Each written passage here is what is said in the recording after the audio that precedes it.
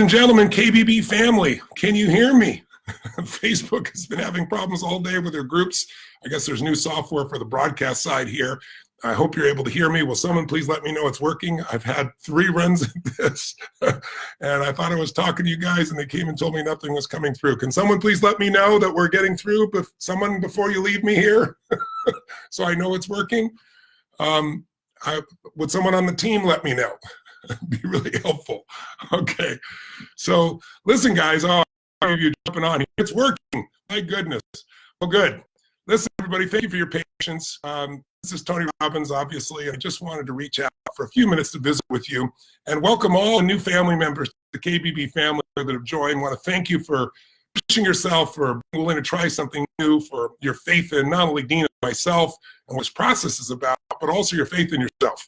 You know, so many people have tried so many things over their lifetime, and things have not worked.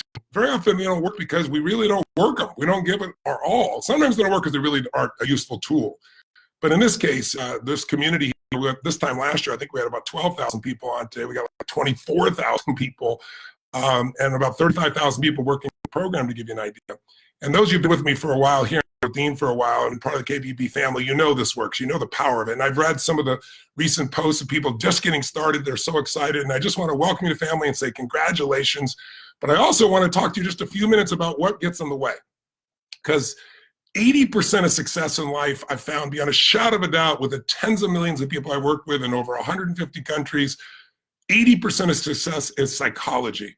It's your mindset, it's your emotion, it's your capacity to overcome your fears and your limitations and just push yourself anyway. 20% of success in life is knowing what to do, having the skills or the strategies or the tools. Now that might sound weird to you because most of you know I'm a strategist. Like, I know the right strategy in anything can save you 5, 10, 15, 20 years.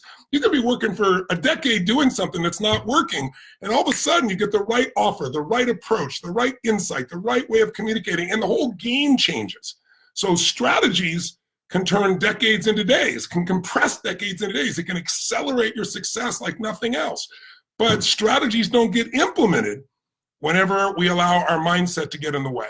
And the natural mindset of all human beings, it's set in our brains. It's, you know, we have a 2 million-year-old brain. That's all that's been around. And if you let the survival mindset, which is the part that we go to under stress and fear, most of us, if you let it take you over, it's always looking for what's wrong. It's always looking to find what's wrong, what could hurt me, what could get in trouble, and let me either avoid it, let me freeze, or let me fight, or let me hide, right? People are either running from it, or they're freezing, or they're fighting with what they're afraid of. And so what I want to talk to you about is that 4-letter word, that 4-letter F word that'll mess you up. And it's not the word most people think of, it's the word fear, right? We call it false evidence appearing real, F-E-A-R. But I tell people, for most people, it's more like F everything and run. That's what it really feels like when fear takes over. So if you're going to transform your life and you're going to get in your own business, and by the way, how much fear is there in the world right now with this coronavirus? I mean, it's crazy. I've been talking to doctors all over the world, and you see all this hype in the media, and certainly it's a real issue. But 600,000 people die every day or every year of the flu in the world, 80,000 people last year in the United States. In the last 2 months, we've had 26,000 people die of the normal flu, and we've had, 11 people, I believe, here now in the United States. So yes, it's something you have to deal with, but you have to use your mind and let the fear overcome you, and life feel like it's upside down. Because in reality, there are people dying. It's horrible. Any human dying is horrible. But the truth of the matter is more people dying of influenza A and B. There was an article in U.S. News and World Report. The title was "Virus You Should Be Afraid of." It's a whole different component. So, and that's what's really happening right now. People are overreacting. And so if somebody's elderly, if somebody has pre-existing, respiratory conditions, something to be concerned about, you notice that the whole world is freaking out. We have an event we were doing in San Jose, California. One person passed away, was 60 years old, has no connection to China by the description of CDC or NIH, has no connection to anybody that they know of that's had the virus in any way, but she has the virus. Well, you have tuberculosis in your body, you have strep in your body, you have all kinds in your bodies, but it's not manifested. So the point is, you don't need to overreact. Yes, you need to be intelligent, not overreact. And when it comes to a business, what crushes you, what keeps you from having what you really deserve is this capacity to understand the truth. The truth is, when you're doing something new, it's not going to be perfect. And if you're trying to be perfect, if you're putting pressure on yourself that you have to get through everything in the short order and be the master of the universe, you're not going to probably take much steps. You're going to take 2 steps forward and 1 step back, or you're not going to take any steps at all. So I think it's really important to understand that Dean started out with nothing. I mean, Dean's done over $1 billion in business now, and the businesses I'm doing over 6 billion a year businesses. It's a combination of all my companies together. But that grew from literally nothing. It grew from the exact process that you're about to begin, self-education. It is an incredible power, my friends. But if you're judging yourself constantly about how well I'm going to do, you're never going to get started. So I want to just say this for starters. Please, for your benefit, if you're brand new, especially, if you're absolutely brand new, that's what I'm talking to mostly, the rest of you have done this already, get yourself into that first module right away, because it's all about mindset. Don't be afraid of like, oh, it's overwhelming. And you don't have to do it all at once. I'm a crazy mofo. Some of you are like me. Some of you are going to go, I'm going to do this day and night for the next 2 or 3 days of this weekend. And I'm going to go through the whole thing one time. Then I'm going to go through it a step at a time. That's how I do it. But it's just as easy to say, look, I'm just going to do 1 module a day, or I'm going to do 1 module a week. It really doesn't matter the tempo. What matters is there's consistent progress. By the way, my friends, do you know what makes you happy? People always ask me, Tony, you travel over the world, you work tens of millions of people, you've dealt with people that are happy and sad, people that are frustrated, overwhelmed, people are excited. What's the difference? What does it take to be happy? And there's one word that'll make you happy: progress. Progress equals happiness. See, if you're massively overweight and you don't do anything, you're going to get more and more frustrated with yourself. But if all you did is make a little bit of progress, not even lose weight, you're just starting to work out a little bit, 20 minutes a day. After about a week or 2 of doing that, if you keep your word with yourself, you're going to start to feel progress. You're just going to start to feel stronger. You're going to feel healthy. You're going to start to lose a little bit of weight. And progress is what drives us forward. And so we designed this program so you can make continuous progress. And we designed it so that we ask you questions so we know you're really getting it. And we keep feeding it so you can get to the level where you want to be. So it doesn't matter where you're starting, my friends. It matters where you're going to end up. And it doesn't matter the tempo. It matters you make progress each day. So either just a little bit each day or each week, whatever you got. Because, people tell me all the time, I don't have time to do this. It's like, when I was starting my business, I know it's like I was walking uphill both ways through the snow as a child to school. You know that whole story. But it's the truth. I was working all day long. I did my 9-to-5 job. And then I started my real job, which was 6 to 2 a.m., right? And that's like, those hours are priceless. Now, you don't need to do this. You could do this on the weekend. You could do this a little way, but you got to get into it to create the momentum. Make sense? And so I want to talk to you just a little bit about what do you do to kind of train yourself, to train your mind, because I didn't just start out this way. I read a series of books. I'll tell you the first book I read when I was just struggling. My father and my mother fought like crazy. On Christmas Eve, my mom, my dad left, and then my mom chased me out of the house with a knife. She wasn't going to kill me. I knew that, but I wasn't going back in there. And I slept the first night literally on this hilltop, and then it rained, of course. And then the next day I slept in the laundry room of a friend of mine. And I had like $12, $13, $14, I think, in my pocket. And I took the one bus, it was really cheap, to a place called Claremont, California. And I went to this bookstore because I thought, I've got to feed my mind. Because see, fear is automatic, right? It's built into us. Again, it's this 2 million-year-old brain that's always looking for what's wrong. And so I thought, I got to feed my mind. And so I went to this bookstore, and this book jumped at me called, Magic of Believing, by Claude Bristol. And I read this book cover to cover, and it taught you how to condition your mind. And it talks about this idea of incantations, this idea of not affirmation, like, oh, I'm happy, I'm happy, I'm happy, and your brain goes, BS, I'm not happy. But using your whole nervous system, saying every day and every way, I'm getting stronger and stronger. And I would do this stronger and stronger, happy and happier, more and more grateful. I would do this for hours while I went on miles of walking. And I would literally just do it over and over and over again until there was so much certainty in my body. There was more certainty than the fear. But I think the real thing that helped me, and I think will help you, is if you have some fear, no matter where you are in the process, you're about to do your first program, you haven't even started the program, and it's kind of getting in your way. Turn fear on itself. I started to realize, I think I'm more afraid of having a life that isn't meaningful. I'm more afraid of having a life where I'm not doing anything that's useful for others than I am of not looking good or failing or not going well.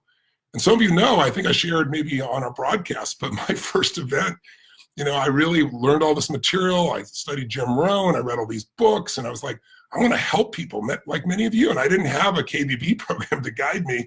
And in those days, it was expensive. You couldn't start a business and, do a Skype call or a Zoom call and do a mastermind, or things like that just didn't exist, right? I'm an old guy from that perspective. So you had to pay for ads and big ads, and they were sending broadcast to everybody. It wasn't like Facebook where you could find your niche per se. There was no social media, right? You had to spend a lot of money to make brochures that you had to send through the snail mail that cost money, and you had to rent these big rooms. And so I rented this room, I'll never forget it, the LA Hilton Hotel, downtown Los Angeles. I was on fire, and I ran all these ads, and I spent all this money, more than I had. And I was like, I'm going to help all these people. And I rented a room for over 500 people, and I thought, they're all going to show up. It's going to be to the brim with all this advertising I'm doing, and I'm offering this for free. There's no charge. And guess what? 7 people showed up, right? And it's not like 7 people showed up for a Zoom. That's cool, right? You got no downside to that. Now you help those 7. And they were all spread out across all different parts of the room. And so I called everybody to the front row. I said, come on down here, right? And then I went like there was 500 people, and I added so much value to them. I think I crushed them. But the people became my very first clients. And then I just built from there. Well, today, as you know, when you go through the KBP program, we're going to not only show you how your mindset and your skills, and we're going to share the marketing, and we got the software. I mean, it's a different game today for you. You don't have to do the crazy Stone Age stuff that Dean and I did in the early days. But the same things get in the way, though, and that's your fears. Because everybody's got them. I don't care how strong you are. You might call it concerns. You might call it hesitancy. But you and I both know if fear shows up, if you're human, it's just the way it goes when you're doing something new. So let me give you the first important key on handling the fear. Because people ask me this question all the time. They go, Tony, how do you get up there and do a seminar and have, 10, 15,000 people, and you're there, 12 hours on stage a day, you don't have any notes, and aren't you afraid? Aren't you concerned? Well, first of all, you got to understand, anything you do enough, you're going to have no fear in, right? Tying your shoes is confidence. Most of us can do a pretty good job of that, right? Tie your shoes and think about other things simultaneously. You've done it so often, but in the beginning, it took all your focus and attention. It seems so hard, but then it gets in your body. And so, obviously, having done tens of thousands of interventions and, seminars and events and broadcasts and podcasts and all that stuff over, 40 decades plus, my 43rd year right now, obviously there's not a lot of fear. I can still show up. Like I can have, I remember when I had my dear friend Steve Wynn, who built most of Las Vegas, show up to my business program, Business Mastery, and he sat in the front row, and I thought, I'm not really very fearful, but I'm feeling uptight here. Like, what do I teach this guy, But it was 2008, and I really helped him immensely. I helped him, he made some decisions that changed the direction of how he was going to deal with that really tough financial time. So I just want you to know everybody gets it. That's number one. But the way out of it, stop thinking about yourself. See, if you're not thinking about yourself, if you're not thinking about how am I coming across, if you're not thinking about how am I doing all the time, when you do that, you go in your head. When you go in your head, you're dead. What I mean is the human mind will always, if you're thinking about you, it'll always find something, some flaw, some challenge. My obsession, and I want to invite you to make this your obsession, whether you're getting up to do your first mastermind or you've done many and you want to do more, or you're just getting in the course, is to know that the secret out of fear is to focus on how to serve, not to focus on yourself. See, if you're not thinking about yourself, there is no fear. I'm out there in the audience. I call it uptime. Uptime means that I'm thinking and feeling what they're thinking and feeling right now. And I've done enough preparation in my mind. I've done enough of loaded my brain with good content. I've got an outline of where I want to go. Many times that outline changes completely because I'm so into this audience. I'm focusing on how can I serve them. I'm thinking about what I want to share with them, something I feel so passionate about that I know will make a difference for them, and I'm connected to that in my heart, not just my brain, but in my heart, so that when I speak, it has a different level of passion, aliveness, energy, focus. I didn't write out these words, right? It changes when you're with the audience. So when you're in uptime, when you're feeling everybody, and you're out there with them, and your whole focus is on serving them, it's amazing. There's a part of your brain called the reticular activating system, the RAS. It determines what you notice. As an example, if you've ever bought a certain car or an outfit, and then suddenly you see that car outfit everywhere. Well, those cars and outfits around before? Of course they were. But now that you own one, that outfit or that car, you see it all the time because your RAS, the reticular activating system, says this is important and notices it. So like if you set a goal that says, I'm going to, master real estate investments, and I'm going to teach that to people. And then you're in Starbucks, and you've really thought about this day after day. This is my goal, this is my focus. The brain goes, this is important. Now there's a couple or two people like 5 tables over, and the noise is loud, and you'll hear them talking about a real estate deal. Part of your brain literally becomes conditioned for it. So what I really want you to do here is, I want you to realize that our process is about conditioning the mind and the emotions so you do things. Now, I want to give you a simple distinction. Stop thinking about you, over-prepare for them, and just know that you're not going to be perfect. There's no way. What many of you would consider to be failure, I call a speed bump on the way to success, because I know that as long as I learn something, it's not a failure. Those 7 people showing up in the room of 500, it was painful, it was expensive, but it was my beginning. And I had enough drive not to give up. Because if you will persist, if you will immerse yourself in these things, and if I were you, I'd do the KBB program more than once. I know many of you have done it 2 or 3 times. It's just like anything else. My original teacher was this man named Jim Rohn, and he used to say, repetition is the mother of skill. In other words, repetition is the mother of mastery. If you don't dabble, you got to just keep sinking it in. The first time you hear something, read it, you kind of understand it. If you do it again with emotion, you get excited about it. You do it multiple times, it becomes a part of you. And it's like, I used to beat myself up because I'd go to a seminar, I'd read a book. In those days, a seminar too was really expensive for me. I'm making those days $35 a week as a janitor. And an audio tape program of 6 cassettes used to cost like $300. And I'd go buy one.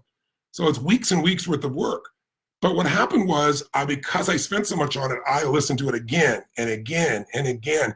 And now in this stage of my life, I work with some of the greatest athletes in the world. I've worked, for 5 years, during the 5 years that the Golden State Warriors were running. I own, a portion of the LAFC soccer team. We had 2 best opening seasons in the history of Major League Soccer here in the United States. Conor McGregor is my client who I just worked with, who just won his fight. I could go on and on. I got 4 NBA championship rings. I've got an NHL championship ring from teams I work with. What have I learned from all that? I've learned that what makes somebody absolutely extraordinary is what you don't see them do.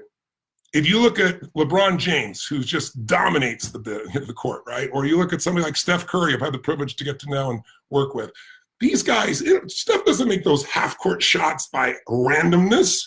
Michael Jordan didn't become Michael Jordan by randomness. It's because even during the offseason, he worked out 5 days a week. He made sure he shot at least 1,500 shots. He had to make at least 500 of them in order for his nervous system to be trained. So I always tell people, if you see people being rewarded in public, they're being rewarded for what they've practiced in private over and over and over again. And even if you got another job or 50 other things and you're only going to do this part-time, why not turn your car into the University on Wheels and do the audio portion there?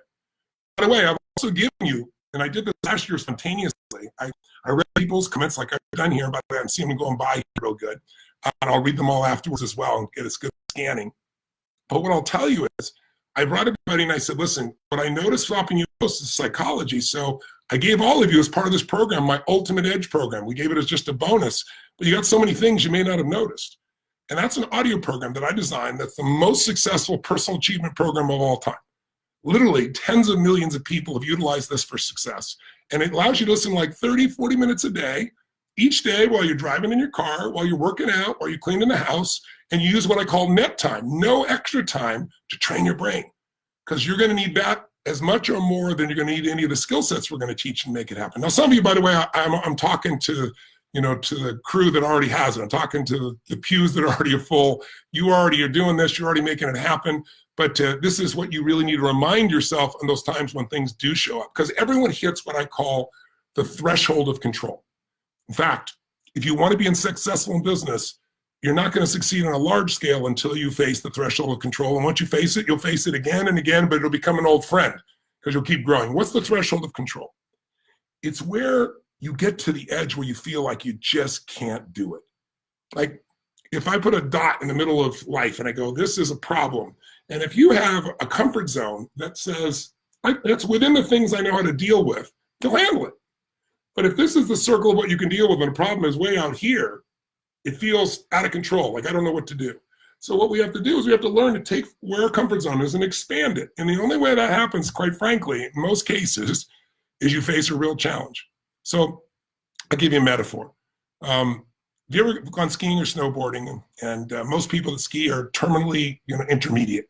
They get to a certain level they're okay with and they stop really growing. And the reason is because they don't push through their fears. They hit a threshold of control. that they can't handle and they pull back. And when you pull back, your world gets smaller, not bigger. Does that make sense? So if you've ever, let's say you're an intermediate skier and you're going down a nice green, easy, or blue slope, and you miss the wrong turn and you hit a double black diamond, and your whole nervous system goes, oh my God, I'm gonna die, I can't do it. But you can't go back, there's no place to go back, it's up, and you have to go down. Now you got two choices. One is you start to ski, you gotta control, you look over the edge of the cliff and you freak out and slam yourself against the hill and hang on for dear life to try to survive. And the people like that will never really learn to be extraordinary in skiing or snowboarding. And then there's the other person. The other person that says, you know what? If I look at what I'm afraid of, I'm going to stay afraid. I'm never going to master this. And so they focus not on what they're afraid of. They focus on where they want to go. And they just completely block out as much as they humanly can, even though the heart's beating like crazy. And they focus on where they want to go. And of course, wherever you focus, that's where your skis go. And so they go back and forth and they learn how to carve. Well, for me, I can remember, being up in Vancouver, British Columbia, Canada, and I can remember being in a place where it's like I hit my threshold of control. I was beyond what I could handle. We had literally no money left. Some people that I was working with stole money from me. I was brand new in business. I didn't have the details. Things were on a handshake. And I had no capital, no way to do anything. And I'd broken beyond my threshold of control. There was no way to figure it out, but I did. I'll give you a fun story, quick one. So I go up to Vancouver, British Columbia, Canada, and I'm going to do my first seminar. This man invites me up who's going to promote me and fill the seminar, a guy that stole money. And I get on a radio show, which launched my career, and I help take on people who are having real challenges. And I say to everybody on the radio, I don't care what your challenge is. I don't care how many years you've had it. Come see me. I'll handle it in 1 hour or less because I'm the one-stop therapist. Now, I get all these phone calls. Can you do this? Can you do that? Can you do this? I'm, yes, of course. Yes, come. I'll handle it. And then I get this call from this guy on the radio attacking me. I'm a psychologist. You're a liar. People like you should not be allowed on the radio. It's impossible to cure phobias, in an hour. It can take 7 or 8 years or 10. And so I said, sir, are you a scientist? He said, of course, I'm a physician. I said, well, scientists would never make any assumptions. I said, you've never met me, right? Never met my clients. So I said, you're making assumptions. You must be stating your hypothesis since you're a scientist. Your hypothesis is, I can't do this. It's not true. But I said, if you're truly a scientist, you have to test your hypothesis, right? Yeah. And I said, well, great. I said, I'm doing a free guest event at the Holiday Inn tomorrow night. Anyone listening can come for free. And I'm going to do a demonstration of this. I said, give me one of your own patients. I said, I'm sure you got somebody that's, you haven't been able to change.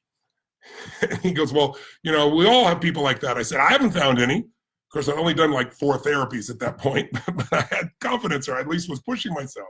And so long story short, I got him to show up at this event. And instead of having 7 people show up because of the conflict, people on the radio show wanted to see this. And so we had standing room only. The place was just blocked out, people standing along the walls of the apartment, and they were shut us down.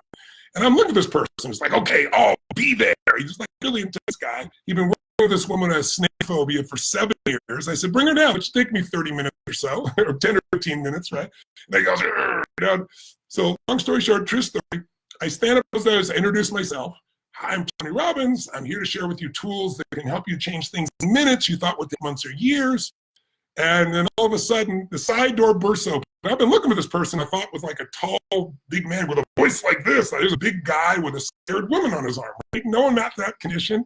So I say, my name's Tony Robbins. The side door bursts open like a movie. And this little guy walks up to me while I'm standing on the stage with this woman around on his arm. He goes, here's the woman. And so I bring the lady up and I say, ladies and gentlemen, I said, I'm here on the radio the other night. I said, this is the woman in question. I said, ma'am, you have a snake phobia? She goes, yeah, how do you feel about snakes? And I yell snakes and I get really intense and she freaks out. And if you've ever seen a phobia, they freak out. And so then I pulled out a live snake, a little gardener snake, not a big deal. And she really freaked out. So I worked on her. It took me about 15 minutes at the end. We wrapped the snake around her using a simple NLP technique, neurolinguistic programming. It became my calling card. And then all of a sudden I was trying anything. I pushed through my threshold of control. You follow more than I could handle. Then I get a phone call. And then the next thing I know, I'm doing these free guest events. I'm trying to show people what I can do. And this man comes up from Canadian immigration. And he comes up and he says, hey, he said, I'd like to meet you tomorrow at 5 o'clock. I said, well, tomorrow the seminar starts, at 7. He goes, I know, it won't take long. You just meet me at 5 o'clock. Here's my card. He's from Canadian immigration. So I'm a little concerned because I got to be on time for the seminar, and I get there, true story, and the man makes me wait for another 30 minutes. It's 5:30. I'm still sitting in the place freaking out. And he says, I'd like to see your work papers. And I said, what's a work paper? He goes, your working papers to be in Canada. I said, well, I don't know what that is. He said, well, not understanding the law is not an excuse for it. He said, if you don't have working papers, you're stealing Canadian jobs. I said, wait a second. You got Canadian firewalkers here? I'm doing a firewalk. He goes, it doesn't matter. You're doing NLP. There are other people in NLP. And there were people there that had little events of like 25 people. And I got 500. And they called and said he shouldn't be allowed to do this. So they told me they're going to shut me down. And they said, if you start to do the seminar at the Holiday Inn, he said, we will close it down and we will put you in handcuffs and we'll export you back to the US. And I left there. Talk about threshold of control. This is a bigger problem than I've ever faced. I mean, I didn't expect this is going to be a problem. I don't know what the hell to do. But I was one thing that I know you are if you got this program, resourceful. Now, I hear people all the time say, oh my God, I don't have the resources. I don't have the money. I don't have the right people. I don't have the technology. I don't have the time. Everybody focuses on what they don't have. When they say, why'd you fail? They'll always give me this list of why they didn't succeed. But you know what's interesting? Resources are never the problem. A lack of resources is not the problem. It's a lack of resourcefulness. Creativity is a resource. If you're creative enough, you can come up with an answer. Passion is a resource. If you got enough passion, you can push yourself through. Determination is a resource. It's more powerful than almost anything else. If you're determined enough and you persist enough, you can figure anything out. I know you know that or you wouldn't be watching a program like this right now. So bottom line is, if you have the right emotions, you can solve things.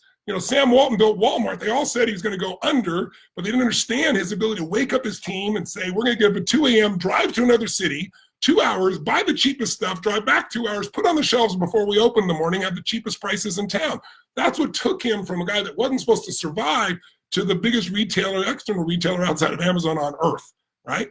So breaking through the threshold of control, how did I do it? I just got resourceful. My team said, what are we going to do? And everybody said, we got to shut it down. I said, no way. I said, I can't do it in Canada. How far is the closest city in the United States from Vancouver? And they said, well, just, I think it was Bellevue, Washington, if I remember right, just across the border, we have this little town. I said, see if there's a Holiday Inn. There was a Holiday Inn. I said, let's call a Holiday Inn. Let's swap for that room.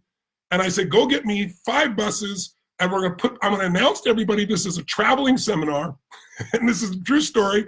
And I'm going to jump on the buses every 15 minutes and keep people in state while we drive over. And it was supposed to be a 20-minute drive, or that's what I was told, in a minute.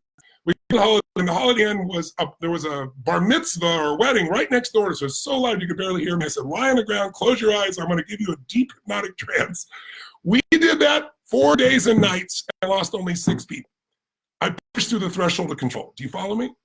I can remember coming back to my office at 15 people about a year later, and I'd hired a new person to help run the show. I was on the road, and the person was really mean to my people and emptied their bank accounts, paid herself and her best friend, and my staff showed up and said, we can't stay. We love you, Tony, but you can't stay if you have her.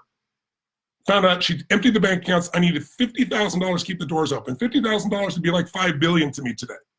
And guess what? I figured it out.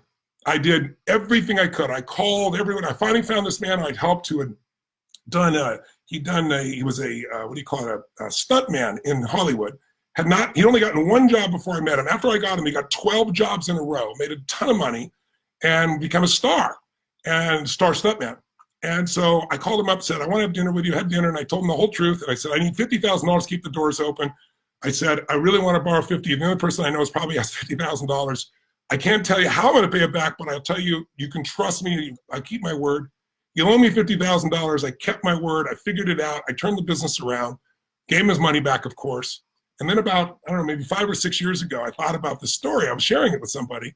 And I looked him up because he never reached back out to me again, and thanked him again, gave him another $50,000 as a total surprise just for fun, but broke through the threshold of control. I could go on and on. I can remember when I had a company with a group of supposed billionaires, and one of the guys, billionaire family, but had no money, and almost tubed the business. I was left with all the debts, more than $150 million of debts, and I figured that out. So I want you to understand, every time you deal with a bigger problem and you break through, then that's how I went to billion-dollar businesses. Because I learned how to deal with a $100 million problem instead of a $500 problem. You follow me? Or a $50,000 problem. So if you can keep pushing yourself, if you can not collapse and give up on the side of the hill, but you can say, I'm going to figure a way to carve, I'm going to focus on one, I'm not going to give up, then that's what's going to determine whether you get to where you really want to be or not. It's more important persistence And immersion in your psychology is more important than anything else. Now, let me give you another illusion people have that keep them from succeeding real fast while it pops in my head. People say to me, well, I'll do this when I feel ready, or I'll do this when I feel stronger, or I'll do this when I feel more comfortable. If I waited to do things until I was comfortable, I wouldn't do shit, right? Because most of what I've done in my life was not comfortable. Now it might be comfortable now, years later, decades later, but in the beginning, are you kidding me? To walk out, I remember trying to do Date with Destiny. The very first one I did was like 38 people in my home, and I was super stressed out. I can remember we went to 50 people, to 100. I thought I could never do more than 100 at a time. Now we have 5,000 people at Date with Destiny, and it's a piece of cake, and I'm able to deliver at levels I never dreamed of. See, don't judge yourself too soon, my friends. If you wanted to become a medical doctor, you'd pay a fortune to go to school for 4 years. Then you go to medical school. Then you go and, you get to be, low man on the totem pole, right, as you go through and work, at a hospital as an underling, so to speak.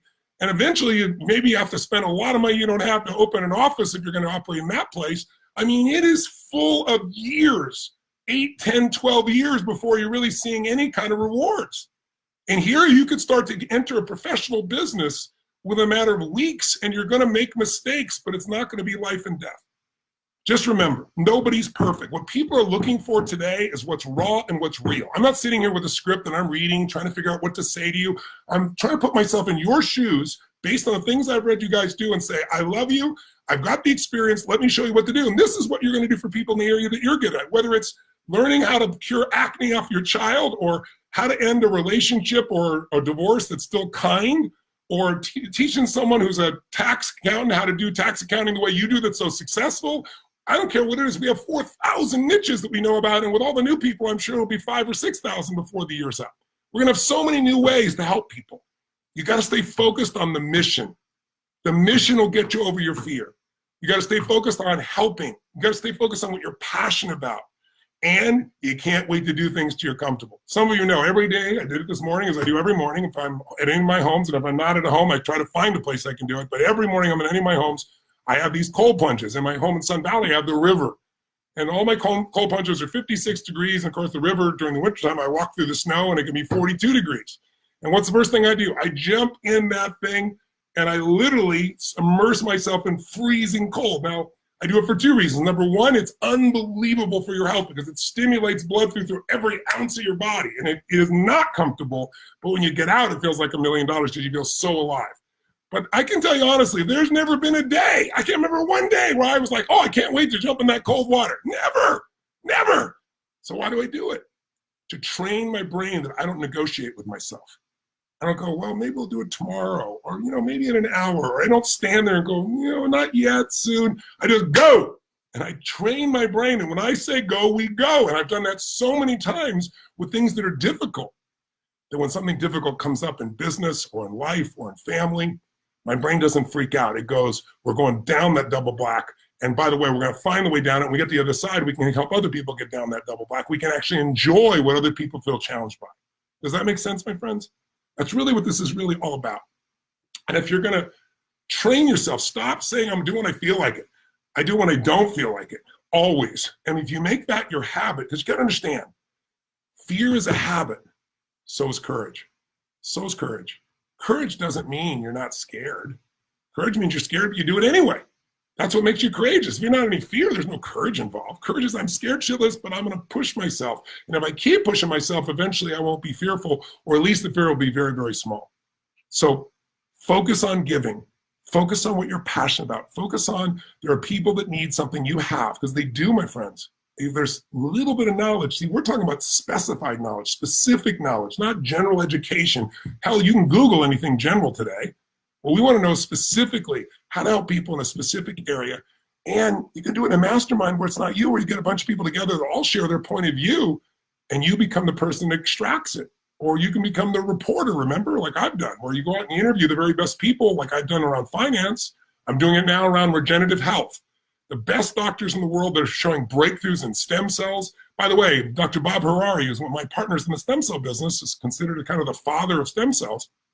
He's the guy that 28 years ago, I think, he did treat old rats, and he gave them young rats blood, and their hair turned from gray back to black. Their muscles got stronger. They literally became younger. Then he took these older rats and put their blood in young rats, and they aged.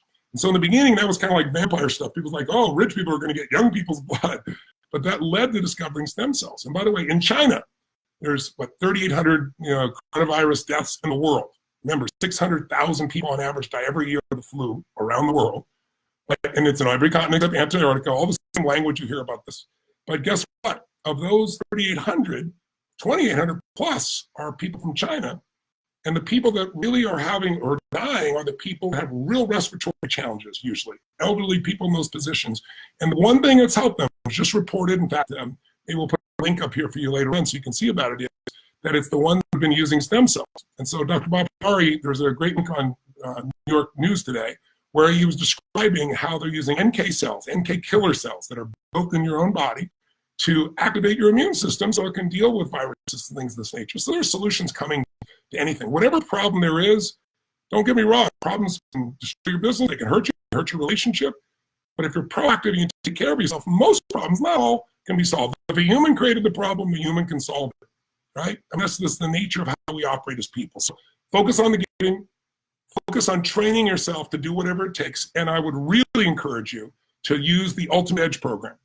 Do it 30 minutes a day each day. You can maybe do the other program, whatever, our KBB program, but this one, the first module will help you with your psychology, and then there's a daily input during that time, no extra time, running, walking, cleaning your house, whatever, driving in your car. Feed your mind. Because if you don't feed your mind, fear grows automatically. Weeds, you don't have to plant weeds grow. You have to plant the good stuff. And great ideas don't interrupt you. They have to be pursued. And that's what you're doing if you invested in this program. So one last thing I want to give you before I go. I'm going to kind of scan what I'm seeing people right here as well to pop in here. Fear is a habit. Good. So you guys are picking it up. Is, whenever you're fearful, whenever you produce doubt, it's because you're questioning. And there's a time for questioning, and there's a time to stop questioning. Like, what if I fail? What if it doesn't work? What if I try it and then I lose out? What? All those what ifs, they don't move you forward. And the only way you're going to find the truth is you may fail. You may succeed the first time. Speed up on the way to success. You want to push yourself.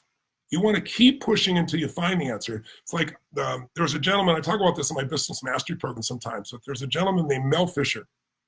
And Mel had this idea that he's going to find this Spanish galleon that he read about that was lost at sea in, I think, the 1600s and was supposedly filled with all this gold. He spent 16 years looking for this gold. There was no real map. He had ideas of where it was. He went and tried. He raised money. Can you imagine spending a year of your life every day going out on the water and finding nothing? Can you imagine doing it for 2 years and wasting all the money of all the investors and trying to go convince people you can go find it? Can you imagine keep doing that for 4 years? Can you imagine after 10 years? After 10 years, who's going to keep going? Mel Fisher. 16 years, he found $500 million worth of gold. $500 million. Now, you can't live on that, but it gives you a good start, right? Most of you know Walt Disney, right? Near bankruptcy multiple times. Ted Turner, great CNN, went bankrupt once, almost went bankrupt 3 other times. These guys just picked themselves up and kept going. There's very few humans who do it, but if you're one of those, and my bet is you are, wouldn't be on this broadcast, then just keep going. Keep feeding your mind and keep testing and trying. Whatever happens, just learn from it, learn from it, learn from it. But here's the questions that most people have. Think of it this way. Every one of us has decisions we're making. And there are 3 decisions you're making every moment of your life. And I teach this in my seminar, but I want all of you to hear me now. There's 3 decisions you're making every moment. The first decision is, what are you going to focus on? See, whatever you focus on, you're going to feel. Even if it's not true. If you focus on, oh my God, I'm going to fail, you're going to feel like a failure, you're not going to go through it. If you focus on, oh my God, I'm going to touch so many lives, it'll probably take longer than I think. I always tell people, most people overestimate what they can do in a year, and they underestimate what they can do in a decade. And in my case, it's been 4 decades. So you can't believe the compounding impact of continually learning and helping people, what it creates. It's insane. You start with nothing, just like compounding dollars, and it becomes huge. But in order to get yourself to do that, you got to focus on what empowers you, not what disempowers you. And it's really hard because today the news rattles in your pocket. It chases you. It's all around you. Or someone on social media is telling you something. People send me videos, smart people from people saying this is the end times for humanity and that this coronavirus is going to destroy us all. They said the same thing about SARS. They said the same thing about Zika. They said we can go on and on and on through time. The bird flu. We're still here, right? Doesn't mean you shouldn't wash your hands 20 minutes multiple times a day or be smart, but you don't shut your life down because of it. So, but if you focus on what you fear, that's all you live. So here's 3 things we focus on. I'll give you a quick test, okay? The first focus people have is, we all do both these, but I want to know which one you do more. First focus is, do you focus more on what you have in your life, what you already have, or do you focus more on what's missing? Honest answer. Put it up here, throw it up here and tell me the answer. I'm going to scan and see what you guys' answers are. Do you tend to focus more on what you already have, or do you focus more on what's missing? Let me see. Pop them on there for me if you don't mind. I'm seeing a few of them there. Here we go. Yeah. Well, yes, the alt edge is out there. You guys, it's part of this program. Good. So whenever I do it in a big audience, 10, 12, 15,000 people, I've won last year 35,000 people in a football stadium. 90% of people, 89% of the people are focused on what's missing. And it's kind of the achiever's curse. Like, knowing what's missing may give you some drive, but if you never focus on what you have, you don't feel gratitude for what you have, how are you ever going to stay happy no matter how much you achieve? See, there's a time to focus on what's missing. For a brief time, so you say, what do I need to improve? And then let the hell go and focus on what you have and let that give you the energy and power. Do you have love in your life? Do you have a friend? Do you have family? Do you have health? Do you live in a free country? I mean, there's so many things that could give you joy and energy and gratitude, not being a positive thinker, just being honest and intelligent. But the human brain, the 2 million-year-old brain, the survival brain will make you look at what could go wrong, it'll freeze you, or it'll make you angry, it'll make you fearful, it'll make you blame others, it'll make you blame yourself. See, you got to develop the habit of focusing on what you have. And one of the ways I do that, it's the most simplistic way of, is each day I make a little list. If I get stressed, I'll stop and I make a list. What's magnificent in my life? Oh my God, I have the love of my life and my wife. I have the most amazing children. I have 4 grandchildren, a 5th one on the way. I have a mission that I love, right? I have friends that are extraordinary, right? I have my health, my vitality, and my strength. And it's just like, you start stacking, because most of us, when we overreact, it's because we stack the negative. That's also what happens with fear. It's like, if you ever overreacted at your kids or to a dear friend, you feel bad afterwards, it's not because of what they just did. It's that it happened again, right? They keep doing it. First time, oh, it bothers you. Second time, 5th time, what are you doing? You get a little crazy. Well, we stack negatives till we hit the threshold, the negative threshold. But you can also stack positives. That's what I do when I make my little list of what's magnificent in my life. And I do it all the time. And many of the things, the first things come to my mind are the same things before, but they stack. They remind me. They trigger my nervous system and come back to reality instead of getting in my head. Does that make sense? Here's a second pattern of focus. There's 3 questions that we answer. First one is, what are we going to focus on? So some people focus more on what they have, some people focus on what's missing. Focus more on what you have, you're going to be more grateful, have more energy. What's missing should be a short, brief moment, almost schedule. What's missing? Let me figure out, and I'm going to make it happen. Second area to focus on. Do you tend to focus more on what you can control or what you can't control? What you can control or can't control? Where do you spend more of your time? Now, when I ask this to my audience, it's a little split, but it stands the link much stronger to what they can control. That's why they go to a seminar, because they're like, I'm going to go and learn all the tools to take control of my life. So it's different than most people. If you're focused on what's missing and what you can't control, how are you going to feel? Stressed out, pissed off, frustrated, worried, lonely, depressed.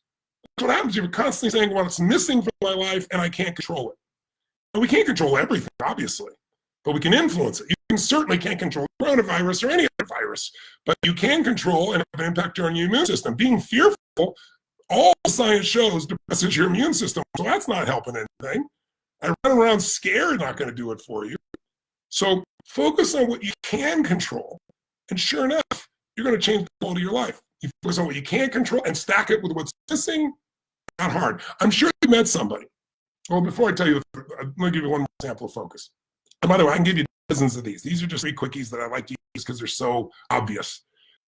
We all focus at times on our past, sometimes on our present moment, sometimes on our future. If I asked you, where do you spend more time, in the past, the present, or the future? Type it in. Where do you do it? I'll look real quick here. I'm trying not to look away at this because I'm staying with you, but I'm in uptime with you. But let me look here to see what you're saying. Focus more on what's missing. There, I see you, Dave. I see McKella. I'm trying to figure it out. Grateful, blessings. Stack the magnificent. Good, nice job. Antonio, feel blessed. Pam, Lily Piper Smith. Thank you. Thank you. Oh, so many beautiful messages. Thank you. So here's the bottom line. We all focus on past, present, future. When I go to my audience and say, how many of you focus on the past? It's usually a small number, because if you focus on the past, you probably aren't going to find tools to make your life better, because you can't change the past. Then it kind of feels overwhelming, unless the past was magnificent, in which case you're probably more focused on the present and future because you feel filled up. Some people focus on the present, which is where you're going to have control of your life. Future allows you to anticipate. If you're only in the future, you're stressed out, right? Unless you're making a really beautiful future in your mind. If you're only in the present, it feels good, you're not prepared. We need to put more focus on the present and future than the past. Go to the past a little bit. So watch this. Just take 3 patterns. What if when someone has the habit of focusing on what's missing all the time, habit of focusing on what they can't control and what the past they've not done a good job with? They're going to be depressed. They're going to be angry. They're going to feel fearful. They're going to be worried. They're going to be stressed. Can you see that? It's like a program. It doesn't matter who the human is. It's like a program in your mind. It's going to take control. But think about this. If you've seen somebody, I bet all of you know somebody. I ask this in live seminars often. I'll say, how many of you know somebody who takes antidepressants and they're still depressed? And 98% of the room raised their hand from 50 different countries. Well, how could somebody take all the antidepressants and still be depressed? Because they haven't dealt with the source of the problem. All drugs will do is numb you, but if you keep focusing on what's missing, what I can't control, all the problems of the past, you're still going to be depressed or angry or frustrated. Does that make sense? So your focus going forward is to train your brain. This is what business is about. Business is the ultimate spiritual game. You say, what? Business is spiritual? Yes. Go to succeed in business. You got to learn to do more for others than anybody else is doing. That's what I'm trying to do with you here. There's no promise for me to be here today. I just want to support you. I want to support you that are in the game to go to another level. And if you're brand new, I want to support you getting started making this thing happen. That's why I came by today. So it's like, I want you to have the victory you deserve. And the only thing that's going to stop you is that 4-letter F word, fear. And don't let it. Turn fear in itself. It's like, I'm more fearful of not having a great life than trying something and not working. Of course, it's not going to work a lot of times. So I'm going to learn, I'm going to learn, I'm going to learn. It's not failure if I've learned. I'm going to focus on giving, adding more value than anybody else and getting better at that. And every time I get better, it'll get stronger. And I'm going to focus on what I have in my hands right now, this program, these insights, this opportunity to build something new. And by the way, the coronavirus, how great this business is, because you guys can do it by Zoom. You don't have to even do it live. You can, one of our new people came on board, and I think it was 7,000 people show up for his first event. I mean, I didn't do that. I don't think most of you are going to do that, but it's pretty amazing. Other people have had 7 people, but they've been enrolled them in an ongoing mastermind. I mean, you get to do this no matter whether people are home or not. What a perfect business for you in these crazy times. So get in the game. You can't win without getting in the game. Focus on what you have. Be grateful. Let that gratitude give you energy. Focus on what you can control and keep adding to your skills. Feed your mind. Add those components to it. Focus on the present, what you can do right now, and focus on the future, what you're going to do to make it happen. And put yourself in a place where you don't wait till you feel good to do it. Just do it and get yourself in some kind of daily discipline where you put yourself in a strong state. Maybe go on a run or a jog or lift some weights or jump in that cold water. Some little ritual that while you push your body really intensely, it pushes your mind. When you feel strong physically, you're going to still start feeling strong mentally and emotionally. Just remember, it's not about being fearful. It's about doing it anyway. Make sense? So use Ultimate Edge, feed your mind, go to that first module, my dear friends, get yourself started, Dean and I, in that area, and I'm going to see and notice all the messages you're putting here and see how you guys are doing, and we'll leave a few messages here and there for you as well. But we got the tools in your hands, and there are many people here in the Facebook group that are crushing it. They can share what you've done, and there are other people that are scared, but they're just getting started, and they're doing good. So, there's every quality of person here to be able to learn from, but the most important person to learn from is you. And you learn that by getting in the game. It's the only way you win. All right? I don't know how long I went here. I hope I didn't go too long. Oh, my God. I thought I was going to go 30 minutes. See, time flies when you're having fun with those you love. Take good care of yourself. And by the way, I know some of you are going to be at the seminar. If you heard, last thing I've ever done, I never canceled an event, a UBW event in my lifetime in 42 years. Even when I was bleeding out because I had, mercury poisoning in my body, I still got on stage even with a wheelchair. But our event in San Jose was canceled if you were planning on going. And the city forced it. It's just crazy. One person died in the whole state. One person died in the whole county. Now 2 people in the state. And there's a crazy reaction we're dealing with right now. So we have to deal with what's there, and we've already complied with everything to make sure people be healthy. So you'll be hearing from us in the next day or two. We're going to reschedule the event. It's not quit, it's just postponed, and we're finding perhaps a location that can be done even quicker so all of you can join. And some of you I know will be coming there, and the immersion of day and night and day in this environment with a kind of energy with 12 or 13,000 people will blow your mind, and I really look forward to serving you then too. But whether I see you there or an event overseas, or I don't meet you in person, leave some messages here and tell how you're doing, because we're vested in your goodwill. We're vested in you succeeding. We're vested in you becoming a force for good. And whatever level, I mean, one person's help is worth the whole game, isn't it?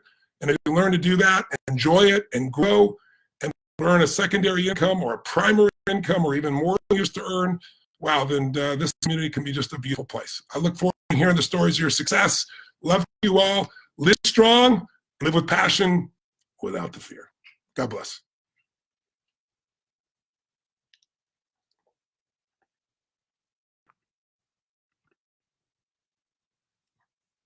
There we go.